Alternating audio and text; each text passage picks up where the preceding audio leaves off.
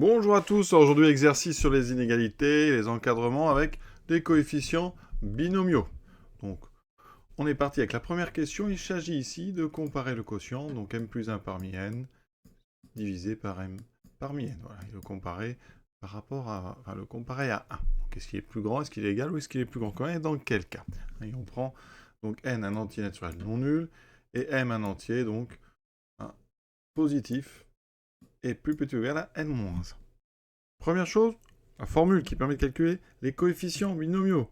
K parmi n, c'est n factoriel sur k factoriel, n moins k factoriel. Donc ici, eh bien, m plus 1 parmi n divisé par m parmi n, ça donne donc en haut n factoriel sur m plus 1 factoriel, et ici n moins n plus 1, donc n moins m moins 1 factoriel, divisé par, donc ici, n factoriel sur m factoriel, n moins m factoriel. Alors il y a 4 étages, on va remettre un petit peu d'ordre. Donc ça veut dire qu'ici c'est n factoriel. Je vais mettre toutes les choses qui vont à côté. Donc on a un n factoriel ici. Vont venir ici, comme on divise par un quotient, on multiplie par l'inverse. Donc j'ai ce m factoriel et ce n moins m factoriel qui sont en haut. Et en bas, je trouverai donc ce n factoriel là, le m plus 1 factoriel, et le n moins m moins 1. Et là, il y a des simplifications. Alors, la première, assez évidente, celle-ci. Maintenant, on a m factoriel sur m plus 1 factoriel. On sait que n factoriel, eh bien, si vous le multipliez par n plus 1, c'est donc n plus 1 factoriel. Donc, quand on fait le rapport des deux, il reste un m plus 1 en dessous. Et ici, c'est la même chose. On a n moins m moins 1. Là, on a n moins m moins 1 plus 1. On a le successeur, en fait, dans la liste des entiers. Donc ici, il vous restera que n moins m. Donc voilà combien vaut ce quotient. Et maintenant, il faut le comparer à 1. Alors, pour comparer ce quotient à 1, donc on va tout d'abord essayer de voir est-ce qu'il peut être égal à 1. Donc, on va résoudre n moins m sur m plus 1 égale à 1. Et l'inconnu, c'est m. Donc ici, n est un entier naturel non nul. M est entre donc 0 et n moins 1, avec des inégalités larges. Ici, m plus 1 étant non nul, ça veut dire que n moins 1 est donc égal à m plus 1. Ce qui me fait, donc ici, si je mets tout à gauche, moins 2m égale 1 moins n, on divise par moins 2, et on trouve que m est égal à n moins 1 sur 2. Ça veut dire qu'ici, si n est pair, déjà, ça ne peut pas faire 1. Si n est impair, déjà, donc si n est impair, eh bien ce quotient, donc m plus 1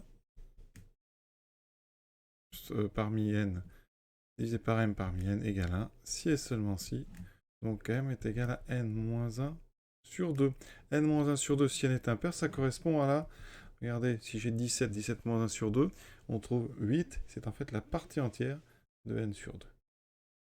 D'accord ? N moins 1 sur 2, si n est impair, c'est la partie entière de n sur 2. Et c'est pour ça, dans la question suivante, il y a une partie entière qui arrive. Donc on relève ça. Et si n est pair, eh bien quand on a un nombre impair divisé par 2, ça ne peut pas faire 1. Et effectivement, si vous connaissez le triangle de Pascal et les coefficients binomiaux, 1, 2, 1, quand on a ici des nombres impairs, il y a deux coefficients identiques à la suite. D'accord ? Après, vous en avez un qui est central, mais à chaque fois, quand on a les lignes qui correspondent au nombre impair, on a comme ça deux coefficients égaux, donc le quotient vaut 1. C'est ce qu'on retrouve ici. Donc ici, c'est n égale 3. Donc ici, eh bien, c'est pour donc, la partie entière de 3 sur 2, c'est-à-dire 1. Donc pour 1 parmi 3 et 2 parmi 3 sont tous deux égaux, donc le quotient vaut 1. Maintenant, quand est-ce que le quotient est super strictement à 1? Eh bien, on fait un produit en croix, puisque ici m plus 1 est strictement positif, m moins 1 est donc plus grand que m plus 1, autrement dit, on multiplie les deux côtés par m plus 1, on obtient moins 2m plus grand que 1 moins n, on divise des deux côtés par moins 2 qui est négatif, donc ça change le sens, et reste n moins 1 sur 2. Et comme une partie entière c'est un entier, ici ça me donne m inférieur ou égal à la partie entière de n sur 2, moins 1. Maintenant, si n est pair, alors n-1 sur 2, eh bien ça va donner, on sépare en deux, ça fait n sur 2 moins 1 demi, et n sur 2, si n est pair, c'est sa partie entière, puisque n sur 2 est entier. Donc ici, ça sera partie entière de n sur 2 moins 1 demi. C'est un petit peu plus compliqué, donc le deuxième cas, si n est pair, eh bien, nous amène donc ici le quotient strictement plus grand que 1 équivaut à m, donc ici strictement plus petit que partie entière de n sur 2 moins 1 demi. Et donc, comme n sur 2 est un entier, vous enlevez un demi, et bien ça veut dire qu'ici, ça fait m inférieur ou égal à la partie entière de n sur 2 moins 1. Donc, dans les deux cas, on obtient le même résultat. Et donc, il me reste le dernier cas, n moins m sur m plus 1, strictement plus petit que 1. Alors là, il y a deux cas. Donc, si n est pair, comme n moins m sur m plus 1 ne peut pas faire 1, il ne peut pas faire 1. Donc, quand on est strictement plus petit que 1, c'est donc le contraire de strictement plus grand que 1. Donc, ça veut dire qu'ici, si m est pair, je vais trouver m, donc strictement plus grand que ceci, donc supérieur ou égal à la partie entière de n sur 2. C'est le complémentaire de ceci. Par contre, si n est impair, attention, je ne vais pas prendre le complémentaire de n inférieur ou égal à la partie entière sur 2 moins 1, puisque quand m est égal à la partie entière, ça vaut 1. Donc là, ici, je vais être obligé de mettre m supérieur ou égal à la partie entière sur 2 plus 1. D'accord? Et là, c'est pour impair, pardon. Et donc, je suis obligé de mettre plus 1, parce que pour m égale à la partie entière sur 2, on a un quotient qui est égal à 1. Donc voici comment évolue ce quotient. Alors je vous dis, il y a d'autres façons de faire ce problème. Là, j'ai choisi d'étudier n-m sur m plus 1.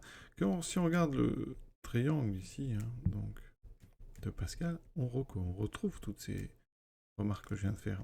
Quand on a ici donc les différents coefficients binomiaux, vous faites le rapport entre un coefficient et celui d'avant. Donc vous voyez qu'au départ les coefficients augmentent, et c'est ce qu'on va montrer après.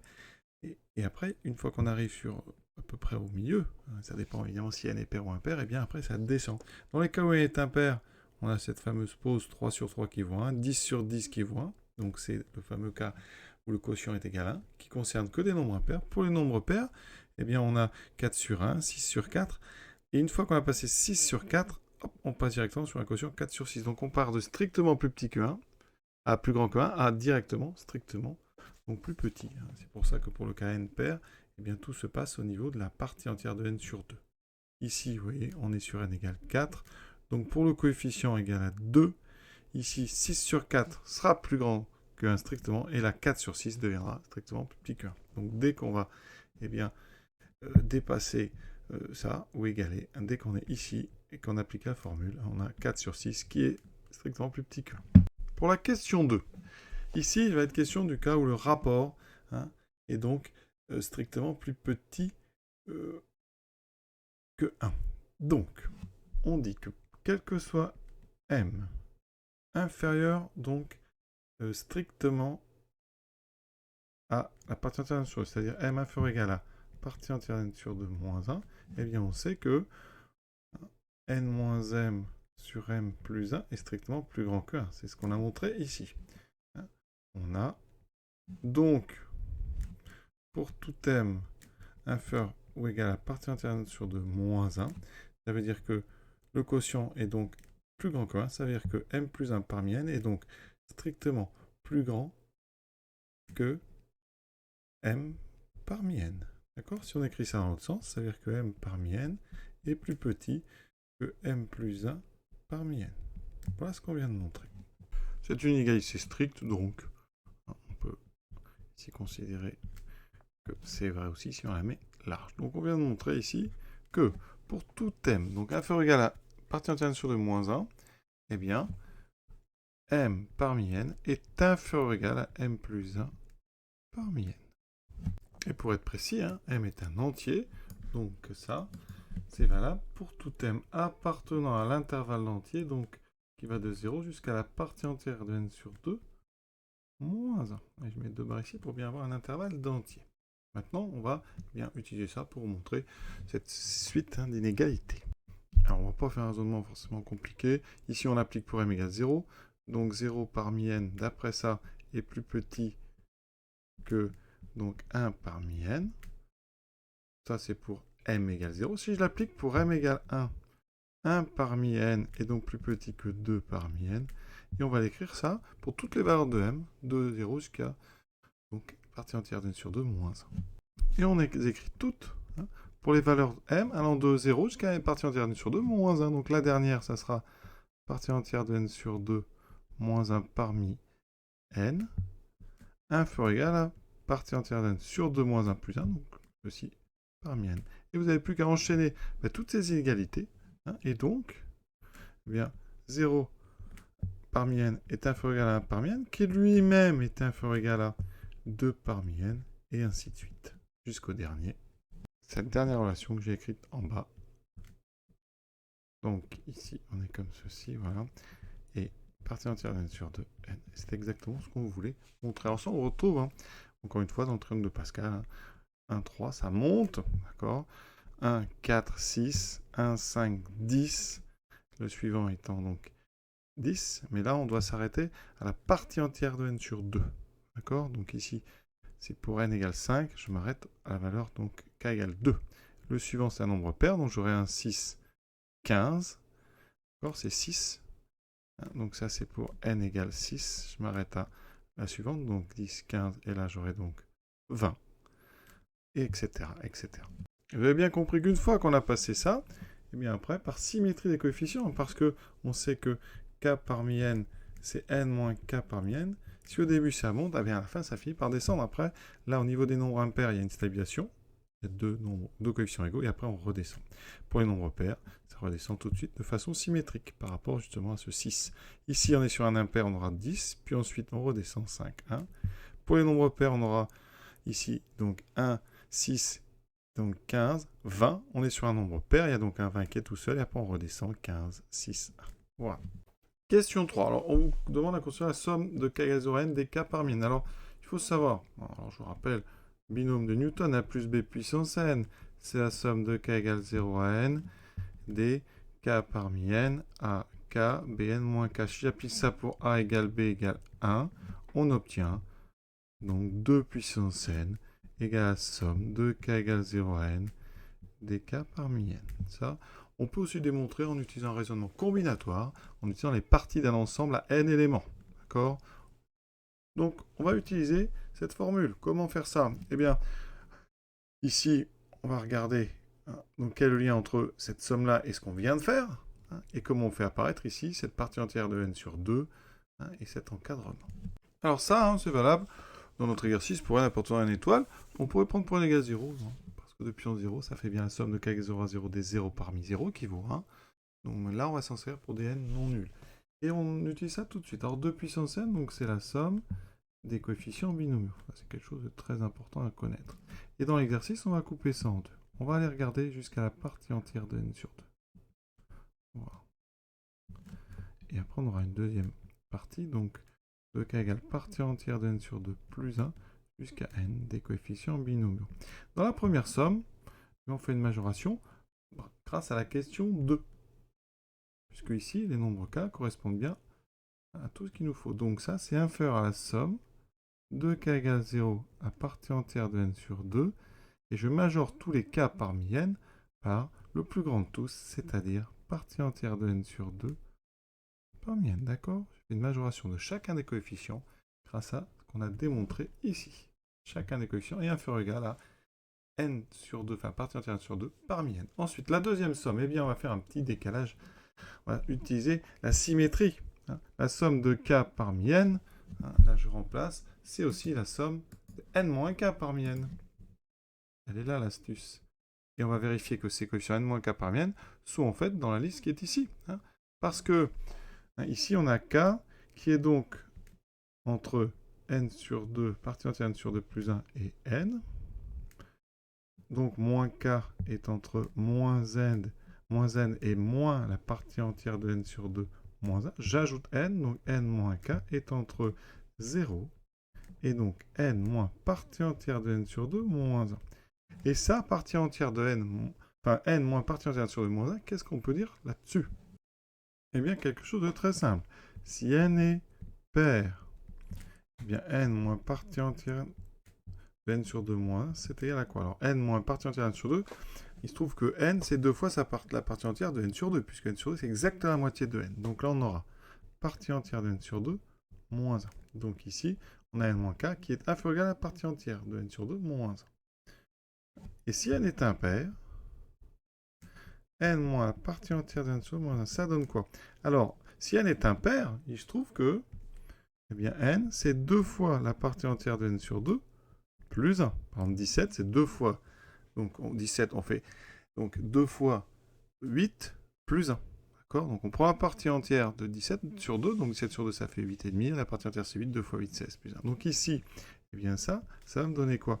N, donc moins 1, c'est 2 fois la partie entière de n sur 2. Donc, ici, si vous calculez, ça fera partie entière de n sur 2. Donc, dans tous les cas, ici, je peux mettre inférieur ou égal à partie entière de n sur 2. Donc, dans cette somme ici, eh bien, tous les coefficients sont concernés par la question 2. Et donc, la question 2 me permet de les majorer tous par le plus grand, c'est-à-dire le dernier. Donc ça, je mets plus la somme de k égale, donc partie entière de n sur 2 plus 1 à n, d, et je fais une majoration. Je les majore tous par ceci, grâce à la question ici 2.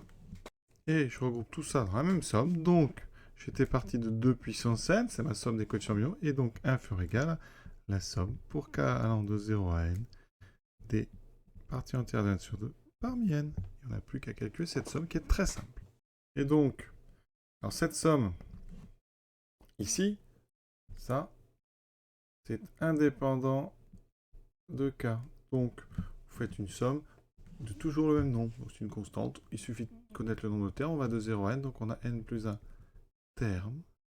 Donc cette somme, elle vaut tout simplement cette constante multipliée par n plus 1. Donc on vient de montrer que 2 puissance n est plus petit ou égal à n plus 1 fois donc partie entière de n sur 2 parmi n. Et donc par une petite division, eh bien, on trouve que 2 puissance n sur n plus 1 est donc inférieur ou égal à ce coefficient binomial. Maintenant, il manque le côté droit qui est beaucoup plus rapide. Pourquoi? Parce que 2 puissance n, c'est la somme des coefficients binomiaux. Donc, dedans, il y a ce partie entière n sur 2 parmi n. Donc ici, on fait la somme pour k donc de 0 à n avec k différent donc, de la partie entière de n sur 2, des k parmi n, plus donc celui-ci, justement, partie entière de n sur 2, ceci. Voilà. Donc, comment on fait?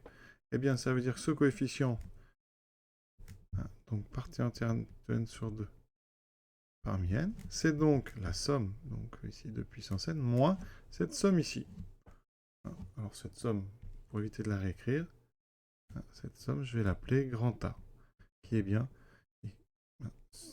strictement, enfin même supérieur ou égal à 0, c'est une somme de coefficients. Donc là, on fait 2 puissance n moins A, c'est donc forcément inférieur ou égal à 2 puissance n. Et donc, on a bien ici la possibilité de mettre ce 2 puissance n à droite, et donc l'encadrement est démontré. Voilà. Alors, c'est un exercice qui n'est pas facile au niveau de la rédaction, au niveau des petites parties entières de n sur 2. Donc, j'espère avoir été clair. C'est pas facile sur un exercice à rédiger. Parfois, on a l'idée, mais les explications peuvent être difficiles à faire. Donc, l'objectif, c'est quand même que vous, sur une feuille, vous appropriez un petit peu les idées, essayez de les mettre un petit peu à votre sauce. Voilà. En attendant, je vous souhaite une bonne fin de journée à tous, en espérant vous avoir apporté les idées qui vous permettront de faire cet exercice seul. Voilà.